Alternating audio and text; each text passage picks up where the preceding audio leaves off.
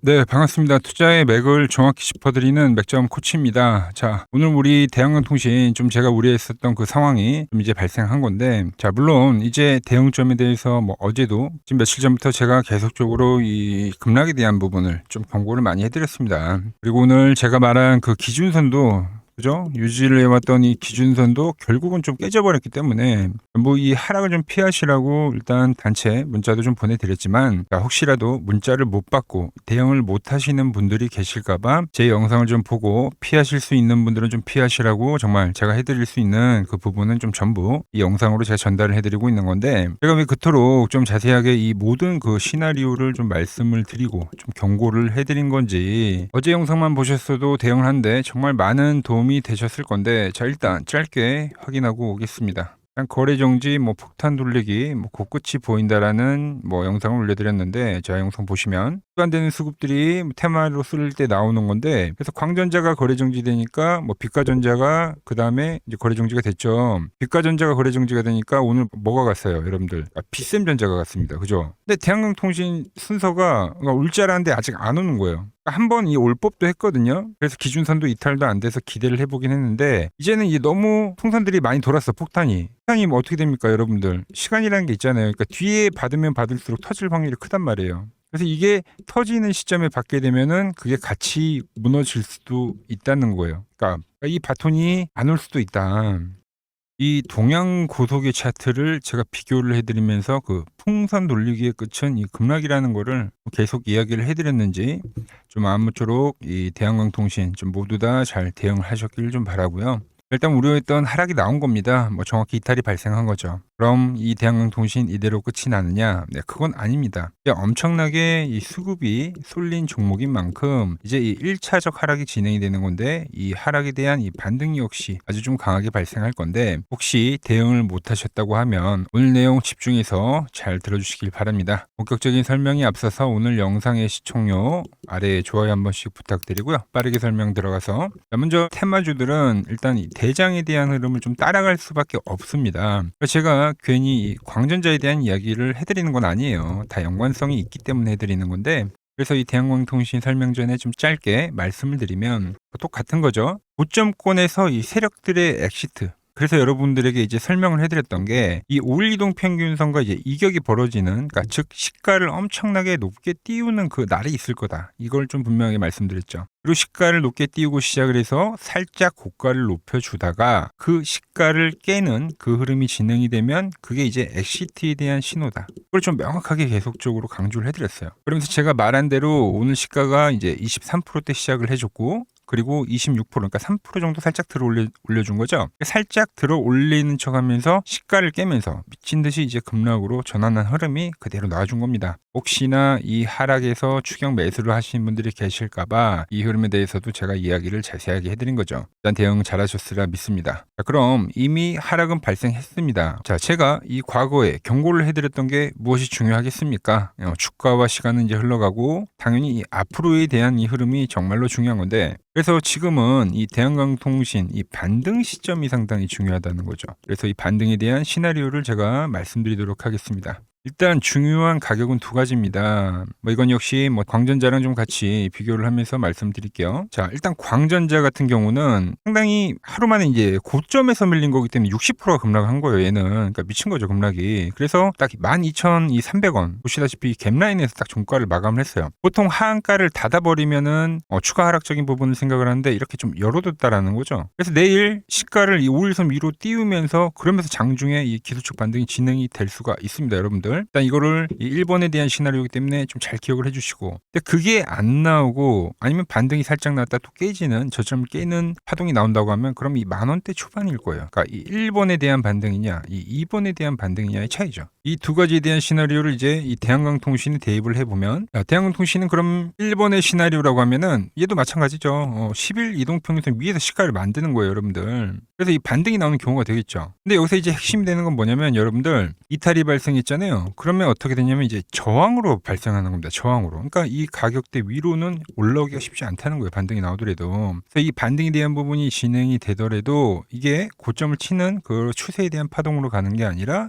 털고 나와야 되는, 그러니까 탈출에 대한 그 자리로 작용을 한다는 거죠. 자, 그게 아니고 이제 2번에 대한 시나리오죠. 한 박스가 더 밀리는 시나리오. 그게 나오면 이제 이 12,500원 가격 라인이 상당히 중요할 겁니다. 이 지지 가격 있죠, 이 앞전에. 근데 그 가격에 당연히 또 20일 이동평균선과 맞물려 있는 가격이기도 해요. 얘는 이 20일 이동평균선이 상당히 의미가 있는 게, 우리가 이 20일 이동평균선에서 매수를 해왔기 때문에, 그죠? 매수에 대한 이 지지의 힘이 있어요. 그래서 이 가격과 이동평균선이 맞물리기 때문에 한 박스가 더 빠진다 하더라도 요 라인대에서는 이제 또 저가 매수가 들어올 확률이 크다는 거죠. 1번의 경우로 나오면 반등이 제한적인 흐름으로 다시 밀리는 건데, 만약 그냥 바로 한 박스가 빠지면 그때는 이제 또 장중 반등이 좀 세게 나오긴 합니다. 하지만 제가 말한 이 맥점에 대한 분봉을 넘어가기는 쉽지 않다는 거예요. 즉 제가 말하는 거는 이 추세의 이 회귀, 그러니까 추세로에 대한 회복이 아니라 하락 시에 대한 이 기술적 반등으로만 해석을 해야 된다는 걸 계속적으로 말씀드리는 거예요. 그러니까 오늘도 보면 장중에 제가 말씀드렸던 게, 이렇게 맞물려서 끝났기 때문에 그러니까 시가부터도 깨질 수가 있다. 근데 깨지는 그림 속에서 이제 급반등이 한번 나올 거라고 했잖아요, 그죠?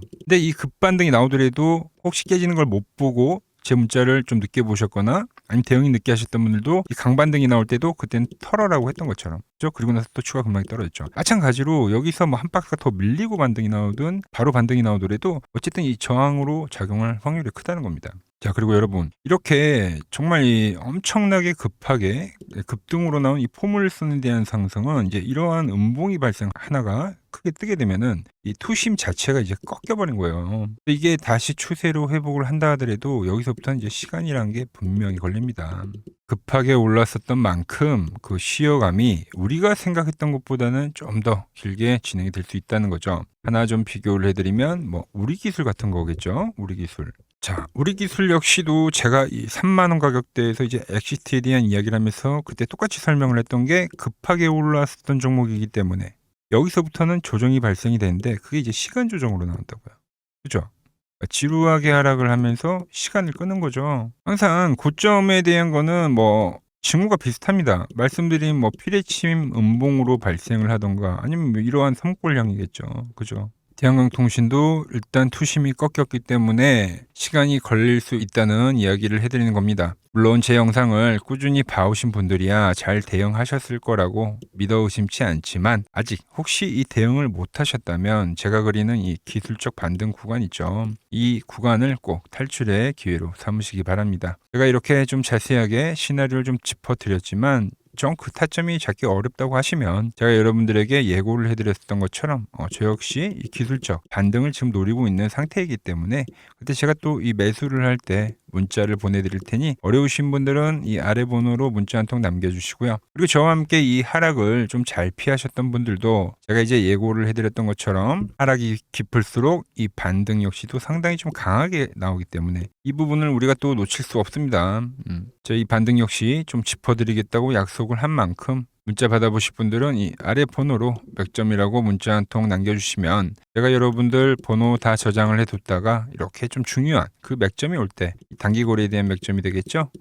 이것도 한번 제가 잘 짚어보도록 하겠습니다. 그리고 이야기를 좀 이어가서, 물론 이 조정의 형태 뭐 충분히 시간을 두고 봐야겠지만 무조건적으로 투심이 꺾였다고 해서 이 휴림 로봇처럼 뭐 바로 이렇게 장기간에 엄청난 이 조정으로 무조건적으로 진행이 되는 건 아닙니다. 하나 좀 비교를 해드리고 싶은 거는 이제 과거 2022년도죠. 뭐 2차 전지가 엄청나게 폭발적으로 상승했을 때 하이드로 리튬이라는 종목이 있었습니다. 그러니까 이 종목 역시도 이 600원 라인대에서 6만 원까지 가는 엄청난 이 기염을, 뭐 10배 템버거가 아니라 말 그대로 그 1000%에 대한 상승을 보여줬죠. 그래서 이 흐름을 보면은 얘 역시도 이 첫 하락이 진행이 되고 나서, 그죠? 상고점을 만들고 이 고점 라인대에서 엄청나게 이제 급락을 보였지만, 이처럼 이렇게 엄청난 이 변동성을 동반한 횡보를 다 하고 나서, 그리고 나서 또 이 엄청난 다음 시세가 나온 경우도 분명히 있습니다. 그러니까 이런 경우가 나올 수도 있다는 거죠. 그 흐름이 나온다 하더라도 제가 이 대한강통신 이 최근에 이 저점에서 아주 잘 잡아드리고 또 이 고점에서 잘 매도를 해드렸던 것처럼 계속적으로 이 대한강통신 종목 이 추적 관찰을 좀 하면서 그와 같은 흐름이 나온다면 그때 또 다시 이 매수 접근을 해 볼 건데, 그때 저와 함께 이 대한강통신 끝까지 함께 하실 분들은 이 아래 번호로 미리 문자 남겨주시기 바랍니다. 여러분들에게 도움이 되는 정보 드린다는 그 약속 끝까지 지키도록 하겠습니다. 자, 그리고 지금 더 중요한 이야기를 한 가지 하자면은 이제 오늘 뉴스가 하나 떴습니다. 뭐 트럼프 방중 결정이 이제 5월 14일 확정이 된 거예요. 자, 그래서 미중 회담 이전에는 종전을 예고를 했다. 그러니까 오늘도 지금 시장 변동성 극심하긴 했지만 뭐 5월 14일 시간이 좀 더 길어지긴 했지만 결국 이 종전이라는 시기에 가까워지면서 이 시장도 바닥을 다질 겁니다. 그래서 항상 이 현재 같은 변동성이 이 시간이 지나고 나서 보면은 투매가 나왔던 지점 그런 데가 다 이 저점이 되기는 할 거예요.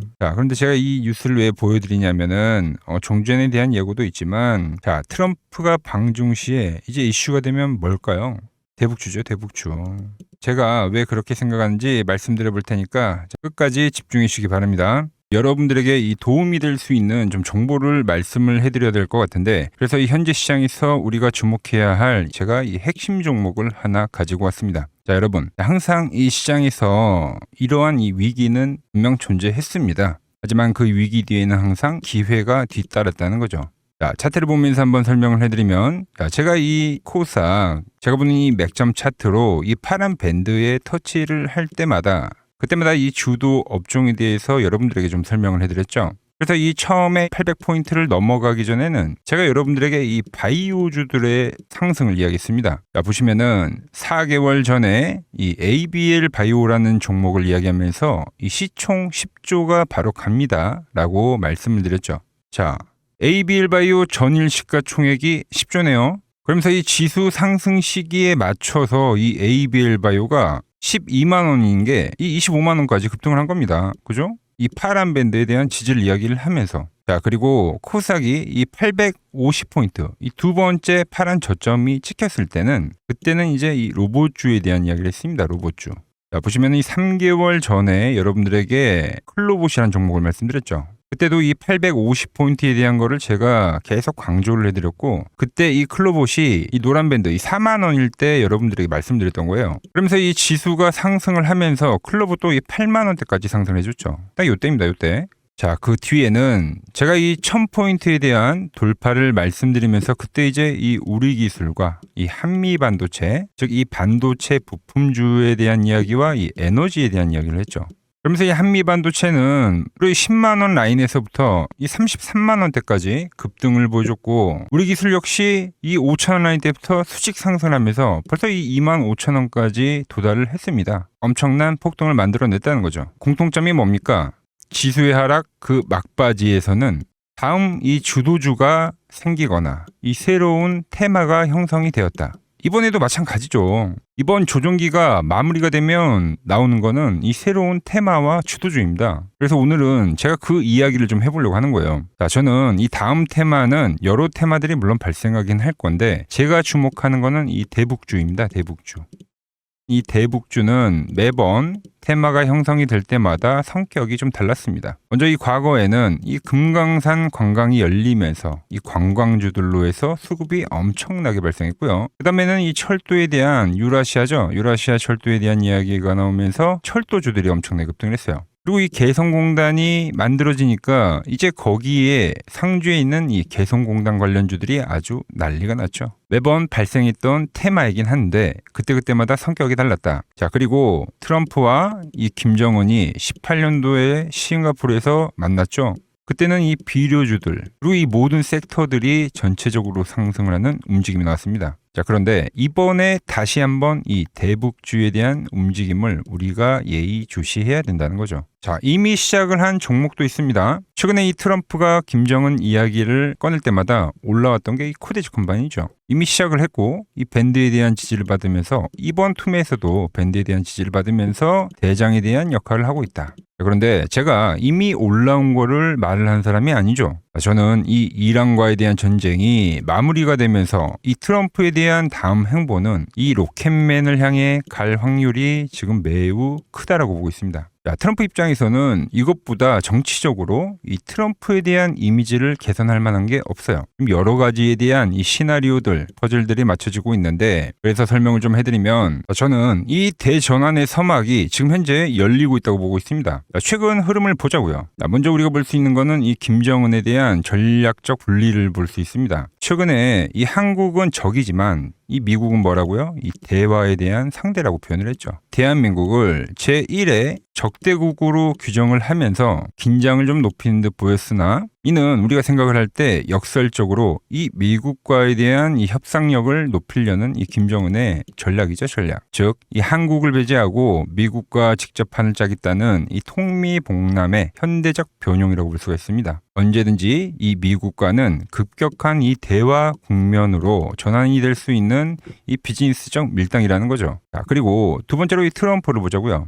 트럼프 역시 이 김정은과의 만남을 자기 자신의 이 최대 외교 업적으로 꼽죠. 최근에 이 한국에 방문을 했을 때도 김정은과 재회를 하지 못한 거에 대한 상당히 아쉬움을 나타내기도 했습니다. 트럼프는 원래 이 복잡한 다자 외교보다는 이 탑다운 방식의 좀 파격적인 합의를 선호하는 인물이죠. 그래서 지금 이 한반도만큼 가장 이 역동적인 이 비즈니스가 없다라는 거예요, 트럼프에게는. 그리고 미국의 이 중간 선거가 열리죠. 그런데 이 트럼프에 대한 이미지가 상당히 좋지 않습니다. 이 이란과의 전쟁 때문에 이 이미지를 쇄신하려고 하면 이 트럼프의 최대 업적이자 트럼프만이 할 수 있는 것을 결국은 실행할 거다라는 거죠. 뭐죠?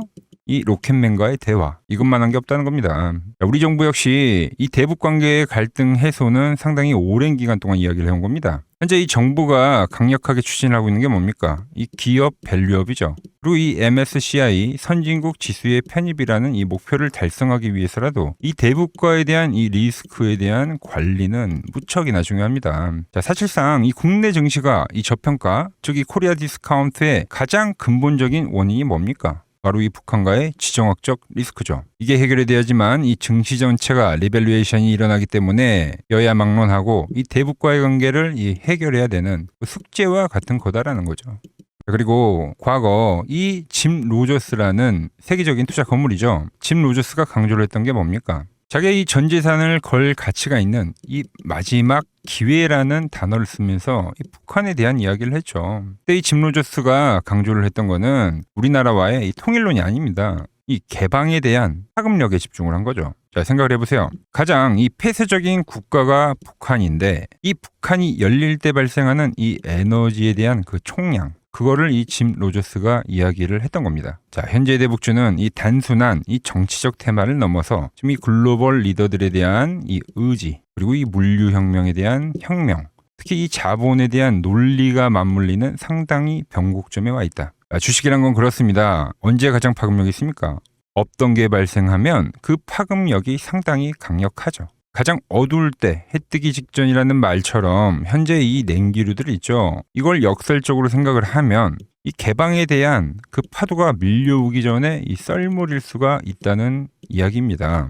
그래서 이미 제가 보고 있는 종목에서는 이미 현재 상황에 맞게 이 수급들이 붙고 있더라. 그런데 제 영상을 꾸준히 봐오셨던 분들은 아시겠지만 제가 이 주말에 이 히든 종목으로 말씀을 드렸던 종목들 상당히 많이 있죠. 자, 엑시콘 밴드에 왔을 때 말씀드렸던 게 벌써 이 34,000원까지 상승을 해줬고요. 그리고 이 증권주에 대한 상승을 이야기하면서 삼성증권 역시 7만원대에서부터 이 12만원까지 씩 상승을 해줬죠. 거기에 이 전력에 대한 이야기를 하면서 이 일진전기 역시 최근에 계속적으로 우상향을 해주고 있고, 그리고 이 전쟁에 대한 이야기를 하면서 홍보석유까지도 엄청난 지금 폭등세를 보여줬습니다. 현재 보면 그 모든 그 시나리오들이 맞아떨어지면서 시세를 보여줬다는 거죠. 자, 그런데 최근에 이제 제가 이 페노션과 이 대한해운, 해운주에 대한 이야기도 좀 해드렸어요. 대한해운은 단기간에 이 50%가 상승을 해줬고 페노션 역시 30%가 넘게 상승을 해줬습니다. 그런데 이제 너무 많은 분들에게 제가 이 오픈을 해버리다 보니까 지금 현재와 같이 이렇게 수급이 꼬이더라는 거죠. 아니, 제가 이 좋은 마음에서 공유를 해드리고 있는 건데 벌써 이 악성 매물들이 생기고 있다는 거예요. 그래서 이번 종목은 제가 이 오픈을 하지는 않겠습니다. 이 대북주라는 힌트는 제가 드리겠지만 조용히 먹겠다는 거죠. 자, 단 저에게 문자를 보내주신 분들에게는 제가 이 부분을 오픈해드리도록 할 겁니다. 저도 이 시나리오를 정말 이 오랜 시간 추적 관찰해온 만큼 정말 이 잘 따라오실 수 있는 분들에게만 드리는 게 맞다는 거죠. 그래서 제가 이 준비해놓은 대북주 관련된 이 자료, 그리고 시나리오, 그리고 이 종목을 받아보실 분들은 이 아래 번호로 이렇게 맥점이라고 두 글자 남겨주시면은 제가 보는 이 핵심 종목, 우리가 어느 구간에서 이 매집을 해가야 되는지, 그리고 어느 구간까지 우리가 끌고 가야 되는지 이 시나리오까지 아주 자세하게 말씀드리도록 하겠습니다. 아시겠죠? 자, 현재 시장 너무 힘들다고 지쳐 계지 마시고 매번 시장은 이 위기 뒤에 기회를 줬듯이 분명 이번 시장 역시도 이 위기회라는 말을 좀 머릿속에 새기면서 제가 준비한 종목 받아보시고 힘내시기 바랍니다. 오늘 제가 준비한 내용은 여기까지고 여기서 마무리하도록 하겠습니다. 아직 구독과 좋아요 누르지 않으셨다면 오늘만큼은 꼭 한 번씩 눌러주시고 저는 더 좋은 정보 들고 내일 인사드리도록 하겠습니다.